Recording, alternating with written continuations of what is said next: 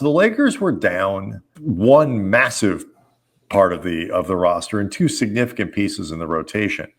And given how they played, Andy, against Philadelphia and Charlotte, I don't think it was a given that they were going to come out and put on this kind of performance. They should, but whether or not it was a given, I'm not buying that for a second.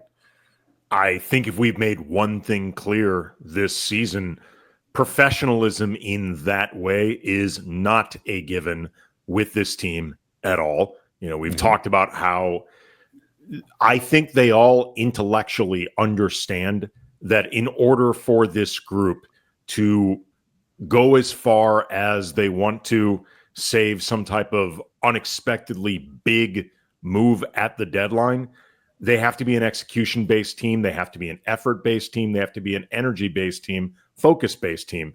They all understand this. Like, hell, they've all talked about it openly.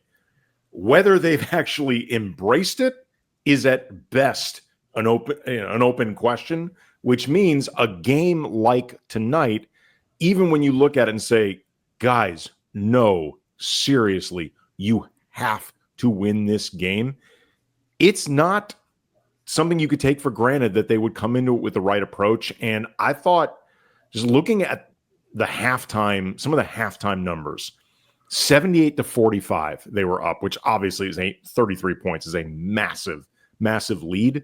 But they only had 4 turnovers in the first half. And then they had 4 in the third quarter, but like one of them was a Trey Jameson offensive foul. 2 of them were Jackson Hayes passes, which, I mean, respectfully, I don't think Jackson Hayes is an awful passer for his position, but you don't look for Jackson Hayes to be somebody running your offense. But like, they took care of the ball. Their splits at the half were 60% from the field, 53% from deep, 100% at the line. They out-rebounded Washington 30-13. Other than Jordan Poole, no Wizard had double figures, 14 points, but 11 shots. And Shake Milton, who we're going to talk about, he had a terrific game. He had 9 points in the half. He almost outscored the Wizards bench himself. Like, top to bottom, there was a seriousness from this team from the jump that I hope they can recognize. You got to do this every game.